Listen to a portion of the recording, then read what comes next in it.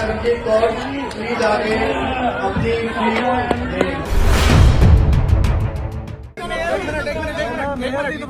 सारा process initiated है। BJP के सही वोट को, हम आम आदमी पार्टी के सही वोट को गलत करके रिजेक्ट कर दिया। बीजेपी का वोट फटा हुआ है, उसको सही मान के बीजेपी का मेयर बना दिया। आम आदमी पार्टी आवाज भी ना उठाए।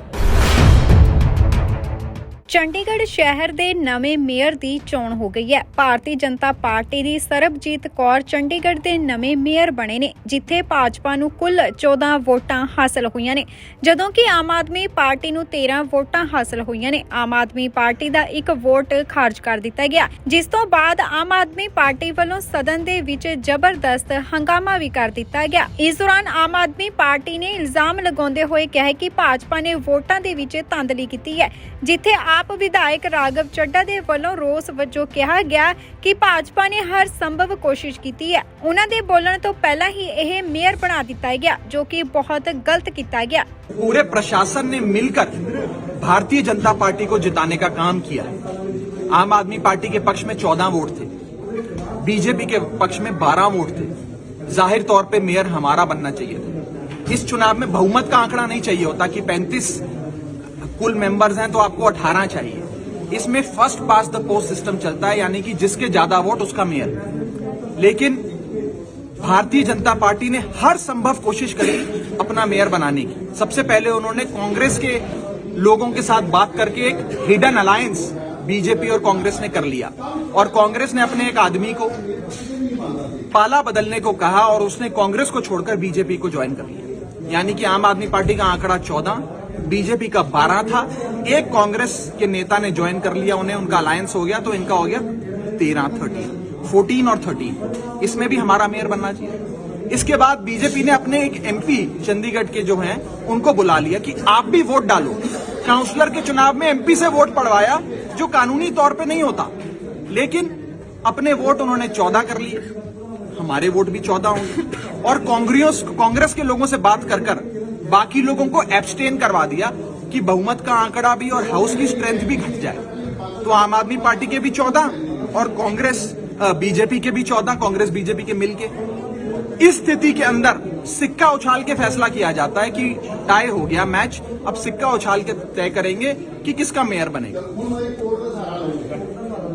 प्रशासन ने पूरी वोटिंग की प्रक्रिया खत्म होने के बाद जब देखा कि आम आदमी पार्टी और बीजेपी दोनों के 14 हो गए, तो जानबूझकर आम आदमी पार्टी का एक वोट निकालकर उसे फाड़ कर कहा हम इसे रिजेक्ट करते हैं। और भारतीय जनता पार्टी के एक फटे हुए वोट को, जिसमें पीछे पूरी ड्राइंग बनी हुई थी, जो इनवैलिड करार देना चाहिए था, उसको सही ठहराते हुए भारतीय जनता पार्टी का आंकड़ा 14 कर दिया, हमारा 13 कर दिया और भाजपा का मेयर बना दिया। इससे पहले कि हम ऑब्जेक्शन रेस करते, शोर मचाते, बात करते, रिकाउंटिंग की दुहाई लगाते, उन्होंने भारतीय जनता पार्टी का मेयर बना दी। और अब हम पिछले आधे घंटे से, मेरे साथ हमारे एमएलए विनय मिश्रा जी हैं, जरनैल सिंह जी हैं, हम सब लोग पिछले आधे घंटे से डीसी के दफ्तर के बाहर खड़े हैं कि डीसी साहब हमसे मिलें, आप इलेक्शन करा रहे हैं, आपकी जिम्मेदारी है कि फ्री एंड फेयर इलेक्शन हो। लेकिन डीसी साहब पिछले आधे घंटे से इन एमएलए से, हम 3 एमएलए से मिलने के लिए बाहर नहीं आ रहे। हमारी पूरी चंडीगढ़ यूनिट यहां खड़ी है, चंडीगढ़ यूनिट के इलेक्शन इंचार्ज, चंडीगढ़ यूनिट के प्रेसिडेंट, सेक्रेटरी, जनरल सेक्रेटरी सब खड़े हैं, लेकिन ये डीसी बाहर नहीं आ रहा। इतना बड़ा अफसर हो गया डीसी कि आम आदमी पार्टी के एमएलए और पूरे ऑफिस बियरर्स खड़े हैं, लेकिन डीसी साहब बाहर नहीं आ रहे। ये साफ तौर पे दिखाता है कि डीसी के मन में चोर है, डीसी की कहीं ना कहीं बीजेपी से सेटिंग हुई है, इसीलिए डीसी बाहर नहीं आ रहा। और सबसे बड़ी बात जो इन चुनावों से निकल कर आई है कि एक हिडन अलायंस बीजेपी और कांग्रेस के बीच हो गया। कांग्रेस के और बीजेपी के सीनियर मोस्ट नेताओं ने मीटिंग करी और आपस में एक हिडन अलायंस किया है, एक गुप्त गठबंधन किया है कि आप और हम मिलके सरकार बना लेते हैं, मेयर बना लेते हैं, लेकिन किसी भी कीमत पे आम आदमी पार्टी और अरविंद केजरीवाल का मेयर नहीं बनना चाहिए। और आपने देखा कि आज कांग्रेस ने बीजेपी को मदद करने के लिए अपने एक बंदे को, अपने एक इलेक्टेड काउंसलर को बीजेपी की ओर भेज दिया और कहा कि आप बीजेपी के फेवर में वोट डालो, और बाकी काउंसलर्स को कहा कि आप एब्सटेन कर जाओ, यानी कि सदन में ही ना हो वोट डालने, ताकि बीजेपी को सहायता मिल जाए।